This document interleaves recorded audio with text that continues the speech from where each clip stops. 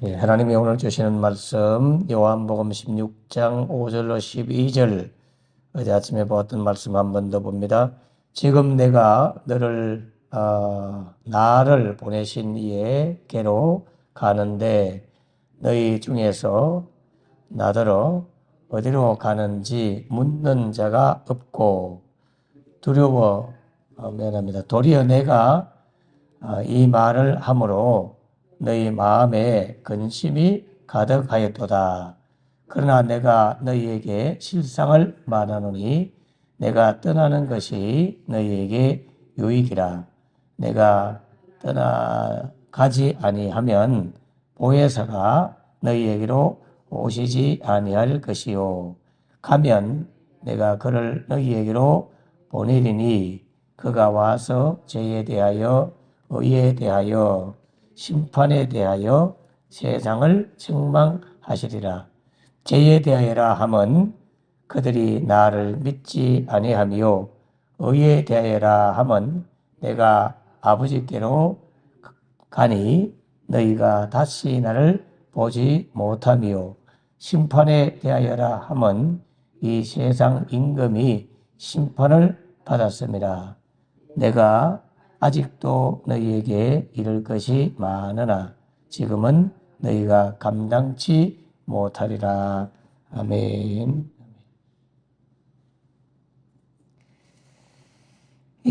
오늘 말씀의 제목은 의에 대하여라 함은 하는 제목을 정했습니다. 어제는 죄에 대하여라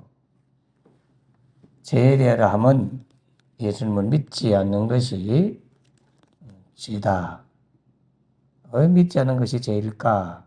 그것은 바로 모든 사람은 하나님의 은혜 아래 살고 있는데 그 은혜를 알지 못하고 또 믿지 아니하고 인정하지 아니하고 자기 힘으로 자기 능력으로 자기의 재능으로 자기가 잘나서 살아가는 줄로 착각하고 있기 때문에 믿지 않는 것이 죄입니다.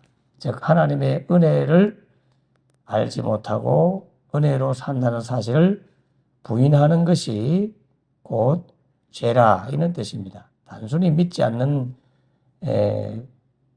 그 불신을 말하는 것이 아니라 그 불신하는 것이 죄인 이유가 하나님의 은혜로 살고 있다는 사실을 인정하지 않는 것 때문에 안 믿으면 다 죄가 되는 거예요. 그러면 믿는다고 하는 것은 하나님의 은혜를 인정하고 사는 삶을 말하죠.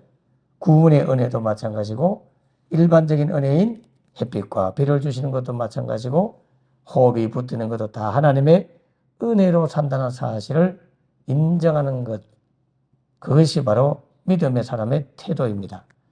그러므로 믿는 사람들도 죄에 빠지지 않으려면 하루하루 내가 힘겹게 살지만 때로는 또 기쁘게 살 수도 있고 각자의 삶이 있지만 그 모든 삶이 바로 하나님의 은혜 아래에서 살고 있다 하는 것을 자꾸 인정하고 깨닫지 아니하면 죄에 자꾸 빠지게 되는 거예요.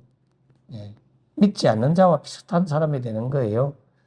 재물하는 능력도 다 하나님의 은혜로 주어진 것이고 오늘 이 아침에 눈을 떠서 살아나게 된 것도 하나님의 은혜라는 사실, 우리가 구원받은 것도 은혜라는 사실, 이걸 끊임없이 인정하는 것, 생각하는 것. 그럴 때는 특징이 다 내 것이 없죠. 다 은혜로 주어진 것인데 사실 내 것이 어디 있어요? 하나님이 내 것이라고 주장하는 사람을 오늘 밤에 데려가면 네 것이라고 주장했던 그 소유가 누구 것이 되겠느냐, 그렇게 말하는 이유가 다 내 은혜 아래 있는 거지 네 것이 없다, 너희는 청직이다, 그런 뜻이죠. 그래서 믿지 않는 것이 죄가 되는 겁니다. 자, 오늘 의에 대하여라 하면 말씀을 전하기 전에 고민하다가 제가 예언의 말씀을 하나 드리고자 합니다. 며칠 전부터 어제는 제가 2시 10몇 분에 일어났고 오늘은 4시쯤 일어났습니다만은 늘 잠을 중간에 이렇게 탁 깨면 주님께서 계속 마음에 주시는 음성이 계속 들리는데 그게 뭐냐면 요한복음 14장 1절에 너희는 마음에 근심하지 말라. 하나님을 믿으니 또 나를 믿어라. 이 말씀을 자꾸 전하라고 하는 그런 음성을 들었지만은 제가 사순절 거기에 맞추어서 주님의 행적에 맞추어서 하다 보니까 그 본문을 택하지 않고 오늘 본문을 택했습니다만은 그러나 오늘 본문은 사실은 14장부터 다 연결이 돼요. 예수님께서 이 땅을 떠난다고 하니까 제자들이 다 근심을 하고 걱정을 하고 오늘 그 본문에도 나오잖아요. 8절입니까? 그가 아니네. 8절 아니고 그 위에 6절 보시면 도리어 내가 이 말을 함으로 너희 마음에 근심이 가득하였도다. 이렇게 말하잖아요. 그래서 주님께서 오늘 새벽에도 또 이 말씀을 또 들려주시는 거예요. 너희는 마음에 근심하지 말라. 하나님을 믿으니 또 나를 믿어라. 이 말을 꼭 전하라고 하는 감동을 계속 주셔서 며칠 전부터 계속 요걸 주셔서 오늘 순종하게 됩니다. 누군지 모르지만은 근심, 걱정 때문에 엄청난 스트레스라든지 두통이 와 있거나 잠을 못 이루거나 마음이 우울하거나 슬프거나 너무 힘든 누군가가 있을 것 같아요. 그래서 주님이 주시는 말씀이 아닐까. 마음에 근심하지 말라. 하나님을 믿으니 또 나를 믿어라. 이 말은 하나님을 믿어라. 나를 믿어라. 그런 뜻입니다. 하나님과 예수님을 동격으로 그렇게 기록한 내용이에요. 하나님이나 예수님이나 같은 동격으로 이렇게 설명하는 내용이 하나님을 믿으니 또 나를 믿어라 할 때의 본래 원어는 하나님을 믿어라, 나를 믿어라 이렇게 되어 있어요. 항상 이 믿음을 이야기할 때는 요한복음 5장 24절에도 내가 진실로 너희에게 이르노니 내 말을 듣고 또 나 보내신 이를 믿는 자는 영생을 얻었다 할 때 예수님과 하나님을 동등하게 그렇게 기록하고 있죠. 아무튼 예언의 말씀으로 받으시는 자에게 근심이 떠나가고 문제가 해결되고 그래서 마음에 평안이 찾아오기를 주님으로 축원합니다. 근심하지 말라. 그래서 그 다음 구절을 제가 14장 그 다음 구절을 쭉 읽어봤는데 옛날에는 이거 그냥 천국 가는 안식처만 생각했어요. 근데 2절에 보면 내 아버지 집에 거할 곳이 많다. 그렇지 않으면 너희에게 내가 말했을 거다. 일렀으리라. 내가 너희를 위하여 거처를 예배하러 간다. 그래서 원어 성경하고 계속 이제 살펴보면서 단순히 하나님 나라, 미래에 거할 천국만 의미하는 것이 아니고 우리 아버지 집 할 때 여기 원어도 보면 아버지는 가지고 있는 재산, 이것이 많다. 이 단순한 집의 의미도 있지만은 그런 원어적 의미가 들어있더라고요. 그러니까 하나님은 풍성하게 모든 걸 갖고 계시기 때문에 내가 만일에 하나님이 그런 분이 아니라면 이야기했을 거다. 주님이 그렇게 말씀하시면서 내가 너희를 위하여 거처를 예배하러 간다. 이 거처도 하나님 나라에 거할 우리가 안식처를 의미하기도 하지만 이 땅에서 우리 몸을 지탱하고 또는 지치고 고난하는 심령이 쉼을 얻고 하는 그런 안식할 수 있는 그러한 어떤 비법, 방법, 수단 이것이 하나님은 너무나 많이 갖고 있다는 거예요. 방법을 많이 갖고 있다는 거예요. 그러니까 수가 많다는 거예요. 수가. 우리 아버지는 어마어마하게 모든 걸 갖고 계시기 때문에 너를 위한 너를 쉬게 하고 너를 힘든 너를 지친 너를 지탱하게 해주고 또는 쉬도록 할 수 있는 그런 방안이 묘수가 너무너무 많다. 그래서 내가 그 묘수를 다 방법을 준비하면 내가 다시 너를 위하여 그게 다 준비가 되면 거처가 준비가 되면 이 말은 그런 것이 다 준비가 되면 다시 와가지고 너를 그 해결하고자 하는 그 방법 거리로 내가 너를 영접해서 그곳에 데려가겠다. 나는 항상 그 어마어마한 문제 해결의 방법과 묘수를 해결할 수 있는 그곳에 내가 있기 때문에 내가 거리로 데려가서 그걸 딱 보여주고 알려주겠다. 그런 말씀이라는 것을 이 아침에 새벽에 한 번 더 새롭게 깨닫게 하셔서 오늘 헬라 원서 성경을 계속 보면서 이게 왜 이 말씀을 주셨지? 이거는 그냥 천국 가면 천국에 우리가 거할 집을 준비해 놓고 천국 데려간다는 말 그거 아닌가? 이렇게 생각하고 봤는데 학자들에 가면 여기 기가하는 집 이런 것들이 영원한 천국 의미도 들어있지만 이 땅에 잠이 사는 정류장, 어떤 신학자는 정류장으로 표현해요. 지나가는 이 정류장 같은 인생, 여기를 의미하기도 한대요. 그래서 이 땅에서 우리가 살아가면서 어마어마한 문제와 걱정거리 때문에 늘 마음에 기쁨이 없고 평안이 없고 근심 걱정으로 찌들려 살잖아요. 그럴 때 주님께서 걱정하지 마라. 근심하지 마라. 하나님을 믿고 또 나를 믿어라. 내 하나님은 그런 모든 걸 해결할 수 있는 무궁무진한 그런 자산을 가진 분이고 동시에 그런 방안도 너무너무 많이 갖고 있다. 그러니까 네가 계속 나와 함께 동행하고 기도하고 원하면 내가 그걸 다 준비해가지고 다시 와서 그 길을 안내해 주마. 그런 예언의 말씀으로 이 아침에 주셨습니다. 귀 있는 자는 듣고 필요한 자는 받아들여서 주님의 기적을 경험하기를 바랍니다. 자, 오늘은 10절 말씀에 보면 의에 대하여라 함은 내가 아버지께로 가니 너희가 다시 나를 보지 못하며 하는 말씀입니다. 세상은 이 의를 옳다는 말이죠. 오를 의자잖아요.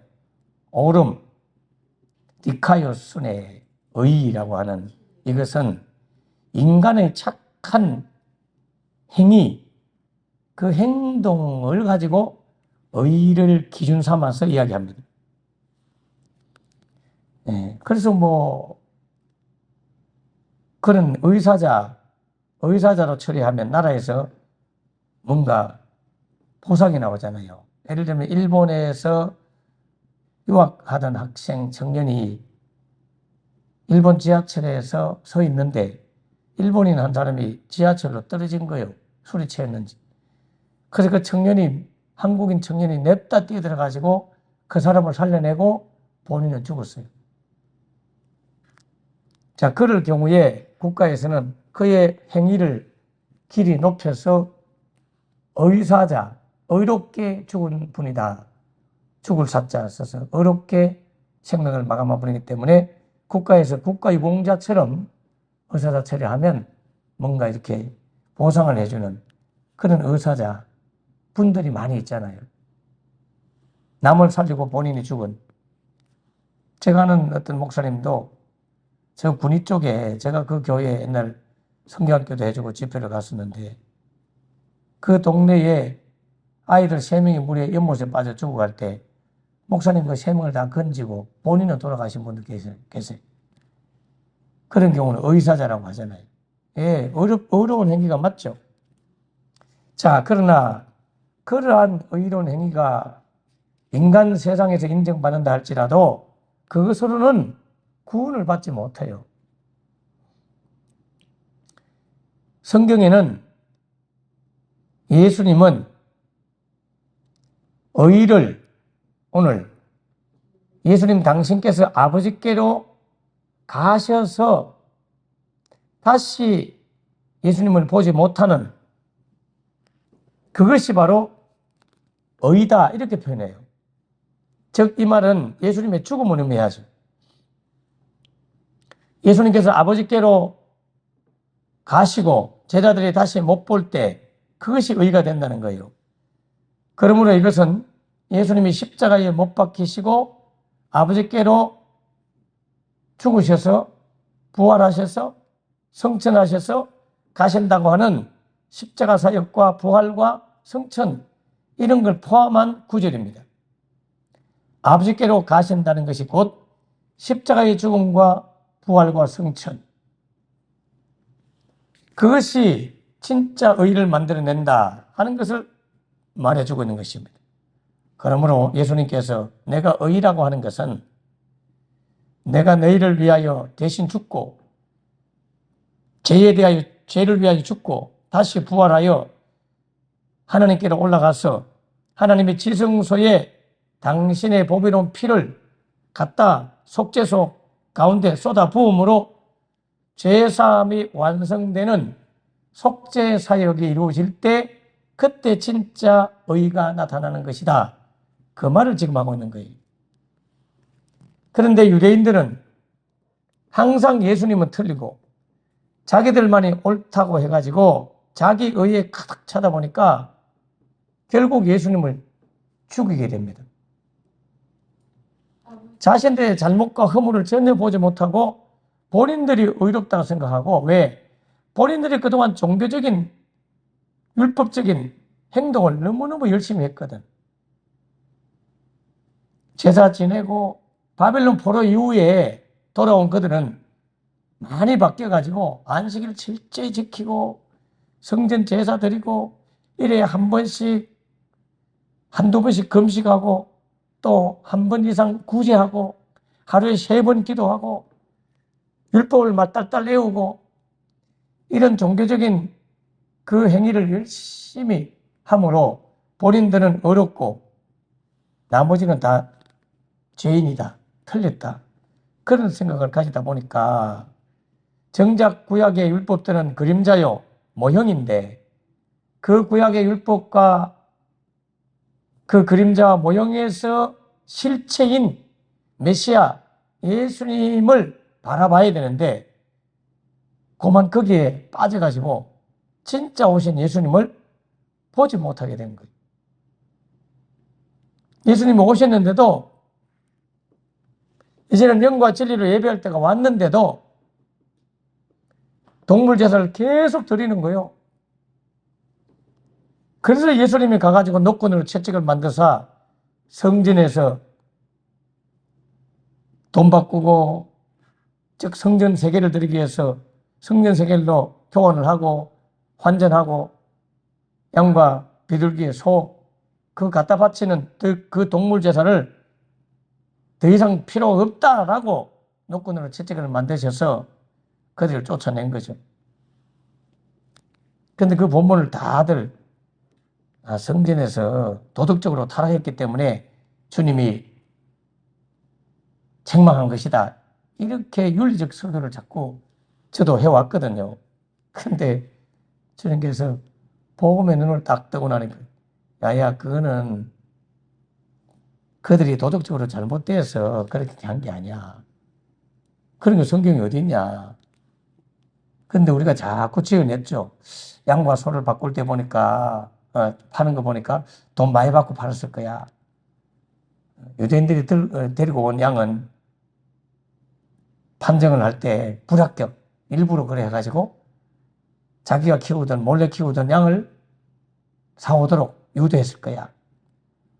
그리고 거기서 돈 바꾸는 거 보니까 아니 성전에서 무슨 돈 바꾸고 그런 거 왜 하냐고. 아니요, 그거는 본래 있어야 돼요. 그 당시에는 드라크마라든지 달란트라든지 이런 로마 화폐라든지 이런 것들은 데나리온 이런 것들은 성전에 들이지 못했어요. 성전 안에서만 통용되는 세겔이라는 그 돈은 당연히 화폐를 바꾸어서 드릴 수밖에 없는 거예요. 우리나라처럼 뭐 잔돈 드리려고 10,000원짜리 드리고 싶지 않으니까 1,000원짜리 드리려고 돈 바꾸는 게 아니에요. 성전에서 통용되는 세겔을 드려야 되기 때문에 환전한 거지. 적은 돈 드리려고 환전한 게 아니라고요. 그러다 보니까 또 환전할 때 삥을 많이 뺐다, 이렇게 도덕적으로 자꾸 그렇게 했지만 아니에요. 예수님이 이제 오셨기 때문에 수가성 사마리아 여인한테도 말했듯이 이제는 이 산도 아니고 저 산도 아니고 영과 진리로 예배할 때가 왔다. 그러면서 메시아를 통한 예배, 그걸 설명하기 위해서 동물 제사가 더 이상 필요가 없고 이제는 곧 중단이 된다 하는 걸 알려주기 위해서 주님께서 성전을 정결하게 한 거죠. 도덕적으로 윤리적으로 바로 잡으려고 그렇게 한 게 아니에요. 주님께서 마지막 만찬하실 때도 떡과 포도주를 나누면서 이거는 내 몸이고 내 살이고 내 피다. 너희를 위하여 흘리는 속죄의 피다. 옛날에는 동물 피 흘려가지고 속죄 제사했는데 이제는 그 피로 안 돼.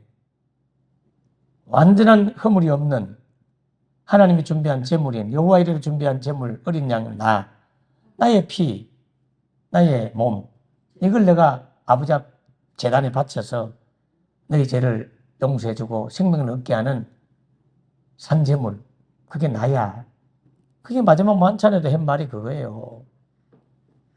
그렇기 때문에 바로 의라고 하는 것은 예수님이 행한 의가 의지, 그 의를 드디어서 우리가 구원받는 것이지 우리의 행위로 구원받는 것이 아니다. 그런데 유대인들은 자신들이 행한 종교적인 행위, 그걸 가지고 어렵다고 생각했기 때문에 예수님을 끊임없이 정죄하고 결국에는 십자가에 못 박아 죽게 됩니다. 여러분, 천국은 의로운 자가 가는 나라입니다. 그런데 우리에게는 그러한 나라에 갈 만한 의가 없습니다. 예수님만이 어렵기 때문에 예수님을 믿는 자만이 의로 여김을 받고 칭의라고 하죠. 천국에 들어가게 되는 것입니다. 따라서 믿음이 있는 자는 자신의 행위를 자랑하지 않습니다. 바로 의로 여기지 않기 때문에 오직 예수님의 행함만을 자랑하고 예수님의 의만을 자랑하고 그 의로만 구원받는 사실을 우리가 알고 모든 사람에 대해서 나 자신이 어렵지 않다면 모든 사람에 대해서도 사랑과 용서와 포용과 관용으로 대해야 되고 그런 사람을 대할 때에 비판하거나 판단하거나 하는 걸로 대하면 그거는 옳지 않습니다. 로마서 1장 17절의 복음에는 하나님의 의가 나타나서 믿음으로 믿음에 이르게 하나니 기록된 바 오직 의인은 믿음으로 말미암아 사는데 이 믿음으로 사는 이유가 그 예수님을 믿으면 예수님의 의를 내가 가져오기 때문에 믿음으로 구원받는 거예요. 그 예수님의 의는 바로 복음 안에 있는 하나님의 의가 예수님을 통해서 나타났기 때문에 내 의로 구원받는 게 아니에요. 그래서 에베소서 2장 8절 9절 잘 아는 말씀이잖아요. 너희는 그 은혜로 의하여 믿음으로 말미암아 구원을 받았나니 이것이 너희에게서 난 것이 아니요 하나님의 선물이다. 행위에서 난 것이 아니니 누구든지 자랑치 못하게 하려 함이라. 이 말은 다른 말로 말하면 너희에게는 의가 없어. 네 의로 구원받는 게 아니야. 그러므로 너희의 의를 자랑하지 말고 너희의 행위를 자랑하지 말고 이런 의미도 들어있으나 그 다음 너가 어렵다고 생각하면 무슨 일이 벌어지느냐? 타인을 죄인으로 취급하게 되는 거예요. 내가 어렵다고 여기게 되면 문제는 뭐냐? 타인에 대해서 비판하게 되어 있어요. 그래서 이게 비판하지 말라 하는 이 말씀은 도덕군자 만들기 위해서 그만하는 게 아니라고 제가 몇 번이나 말씀했어요. 예수님은 당신의 의로 우리의 죄를 덮고 끊임없이 피의 보자기로 우리를 싸서 벗개 안에 넣어가지고 벗개 뚜껑인 속죄의 피로 덮어가지고 우리를 데려가려고 하는데 우리는 조금 뭔가 어려운 행위가 있으면 남을 쉽게 정죄하고 비판하고 판단하고. 그래서 마태복음 7장 1절부터 이하에 보면 비판을 하지, 비판을 받지 아니거든. 비판을 받지 말라.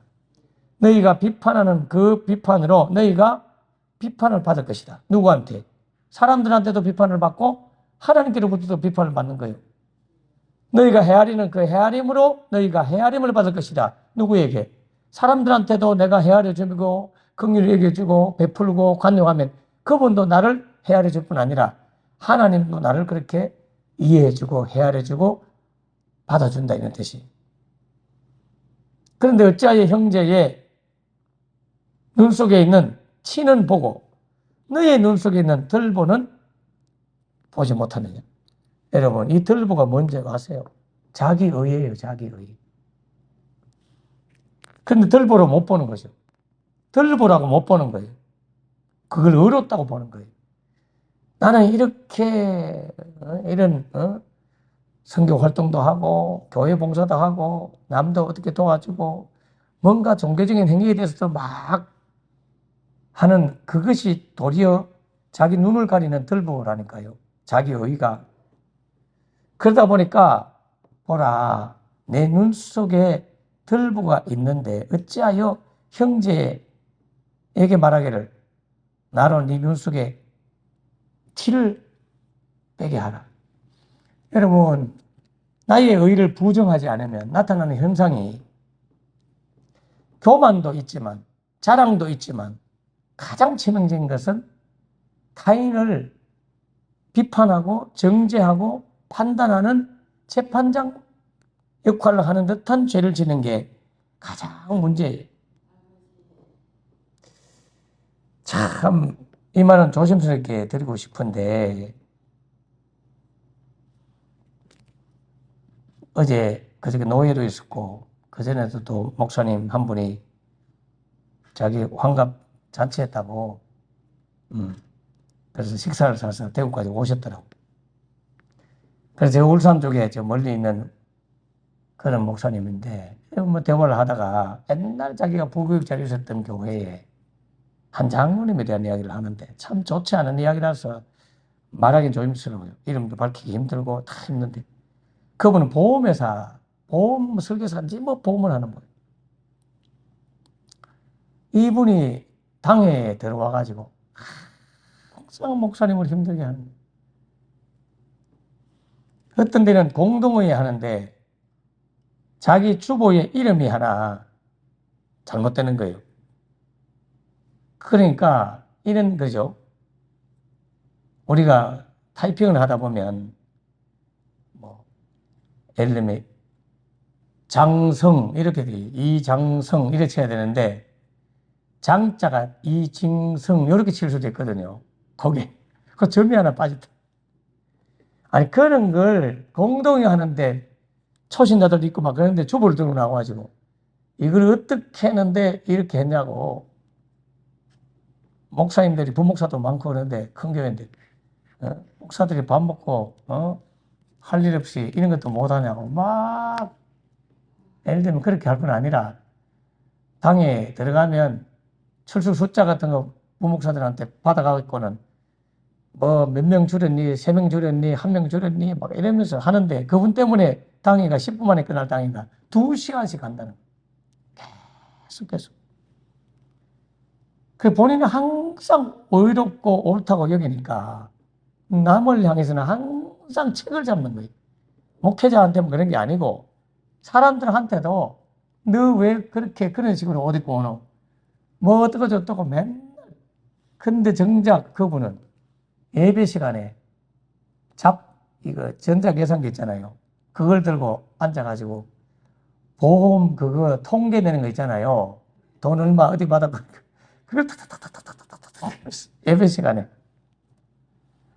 그래서 그 친구 목사님이 공동회의 때 그 주보 글자에 뭐 그 점 하나 빠진 것 때문에 직용, 뭐 노직용 뭐 그렇다면 그게 직자에 점 하나 빠진 거 장용 이래야 되는데 직용 이랬다고 저도 종종 타이핑을 그렇게 칠 때가 많거든요.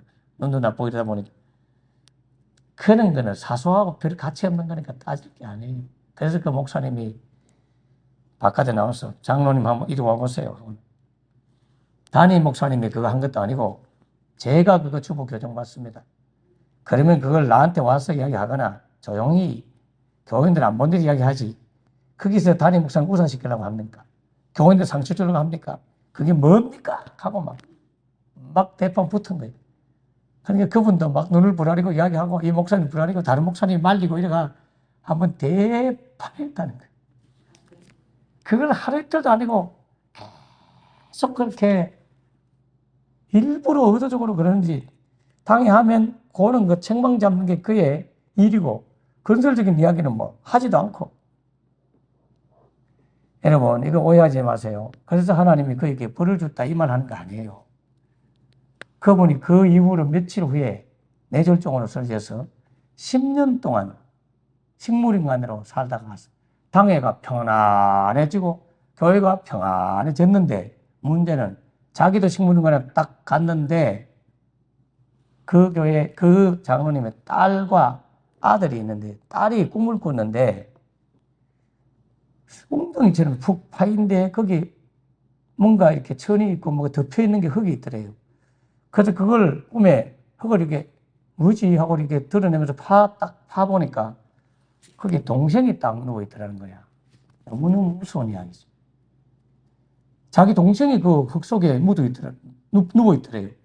그래서 놀래가지고 그 동생한테 너 지금부터 한 달 동안 절대로 바깥 나가지 말고 오토바이 같은 거 타지 말고 하여튼 운전 어지간하면 나가지 말고 집안에 있으면 조심하라고 했는데 알겠다고.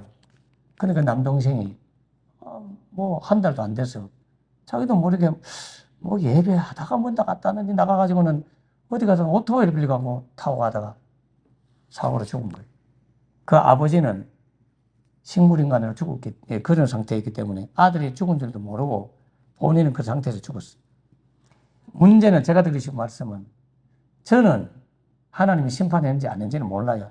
본인들이 알고 하나님만이 아시는데 사람들이 그분들이 가고 난 이후에 이제는 다 돌아가셨고 장로님도 돌아가셨고 아들도 죽고 입에 휘자되는 그 이미지가 보세요. 향유옥합을 깨뜨린 여인은 복음이 전파되는 곳에 이 여인의 행위를 함께 전하라고 그렇게 이미지가 남는 사람이 있고 어차피 심판이 아니었고 하나님의 징계가 아니었고 가야 될 때가 돼서 갔다면 그렇게 해서 갔다 할지라도 날 때가 있으면 죽을 때가 있으니까요. 이왕이면 아이고 그렇게 갔지만 그분이 참 신실하게 예수 믿고 참 사람들을 사랑하고 갔다 하는 그런 말이 휘자되어야 되는 거 아니에요? 어차피 가야 될 때가 돼서 갔다면 남아있는 모든 이들에게 아름다운 덕을 끼치고 그야말로 흔적을 발자취를 진짜 덕스럽게 남기고 가야 될 존재들이 저희들이잖아요. 그분이 그렇게 남을 지적하는 이유는 본인이 예배 시간에 앉아갖고 맨날 보험계산하는 거 그거 보면 막 화가 난다는 거예요. 목사님들이 뒤에서 보면 탁탁탁 크게 해서 하는 자기의 잘못은 전혀 보지 않고 본인은 항상 옳고 어렵다고 생각하기 때문에 본인의 의의를 살다 보니까 본인의 덜보를 못 보고 타인의 작은 어떤 실수나 잘못을 계속 책을 잡고 들춰내면서 교인들한테도 부딪히고 당에서도 부딪히고 평생을 그렇게 살았기 때문에 세월이 흘렀지만 지금까지도 목사님들이 모이면 야 그런 분도 있더라. 세상에 참 마음 아픈 일이다. 그런 말들이 오고 간다는 자체가 비극이잖아요. 여러분 우리는 우리의 의의가 없습니다. 죄인인 우리가 뭘 누구를 판단하고 정죄하겠어요. 그저 보이대피로 그냥 사랑하고 아끼고 그냥 저분은 저런 모양이다. 저렇구나 그렇구나. 아이고 네모네 세모네 동그라미네 하나님께서 그래도 다 저를 사랑하시니 하고 저도 옛날에는 이 판단하는 정죄하는 이것이 딱 살아날 때 목회가 너무 힘들었어요. 너무너무 마음이 힘들고요. 교인들을 보면 이쁜 건 하나도 안 보이고요. 어떻게 30년 예수 믿는 사람이 아직도 수준이 저렇지? 어떻게 20년 믿던 집사가 아직도 입에서 저 말이 나오고 주일날 제대로 나오지도 않고 저렇게 하지? 하는 이런 판단과 정죄의식으로, 그래서 그걸 고치려고, 그런 교인을 고치려고 계속 하다 보니까 안 고치시잖아요. 주님이 고쳐야지. 내가 나가 떨어지는 거야. 근데 주님이 어느 날, 하지 마. 너 고치는 자가 아니야. 너는 안내자야. 인도자고 손으로 가리키는 자지 고치는 자가 아니야. 내가 고쳐도 고치고 안 고쳐도 안 고쳐. 나 예수의 보혈의 피 보자기로 싹 싸가지고 그냥 안내해서 천국 문화까지 데려다 놓으면 돼. 그게 네 할 일이야. 그러면서 제가 남을 판단하는, 옛날에 딱 보면, 우리 권사님 나오시는데 알 거야. 딱 보면, 이 옛날에 그걸 보고 무슨 뭐라더라, 직통제실 하나? 아닌데, 투시연사라고 하나? 그게 지식의 말씀 연사거든요. 지혜의 말씀 연사. 그걸 통해서 그 사람의 마음이 싹 보이고요. 그분이 어디 호텔에 간다고 급식 한다고 무슨 말 했는지 그게 싹 귀에 들리고요. 집에 이래 누워있어도 막 그분들 두른두른 하는 소리가 들리고요. 환청 들리듯이. 알고 나중에 알아보면 딱 진짜 맞아. 이러니 이게요, 기쁨이 없어요. 그래서 이걸 가리워 주세요. 안 보게 해주세요. 이쁜 것만 보게 해주세요. 그래서 제가 지금은 교인들 보면 다 이쁜 거야. 다 좋은 거야.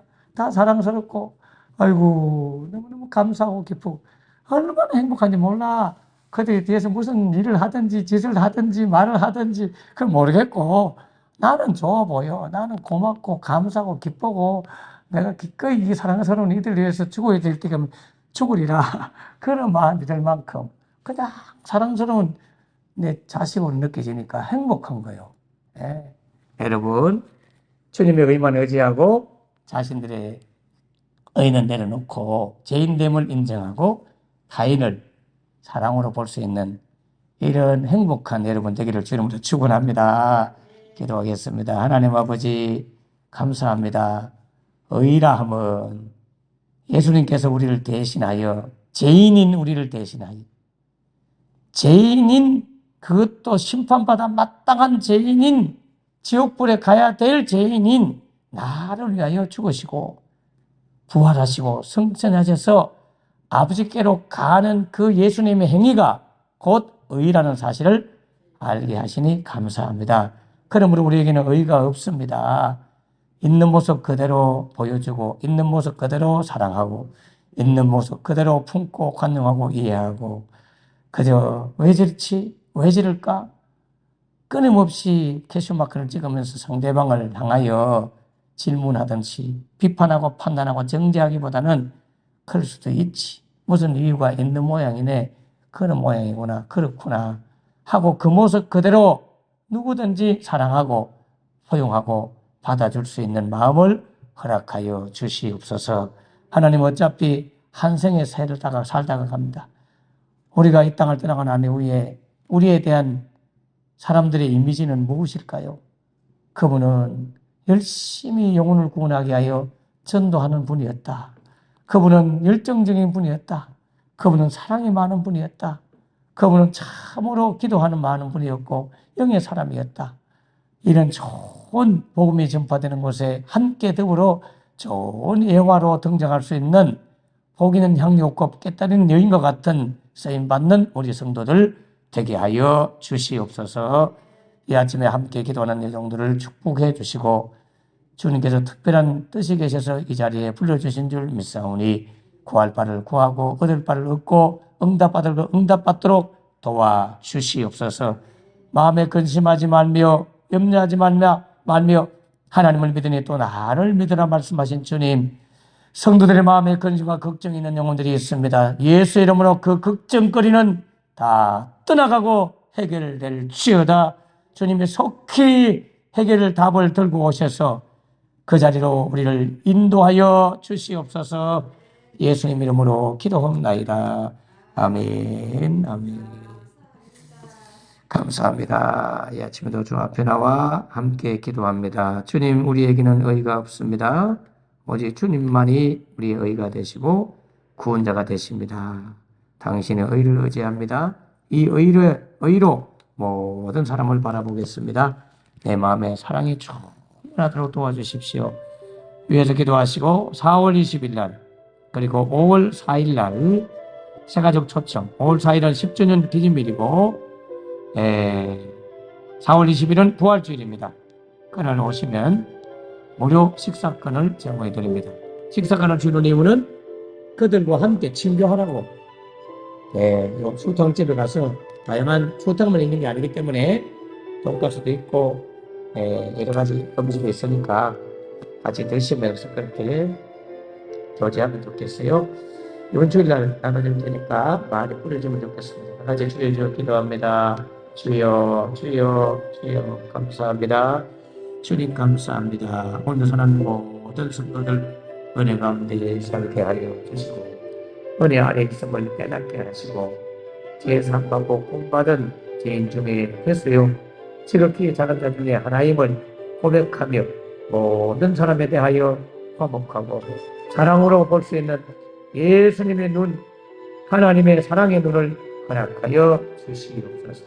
나의 의는 없고 예수의 의만 살아나게 하여 주시고 높이게 해주시고 자라나게 하여 주시옵소서.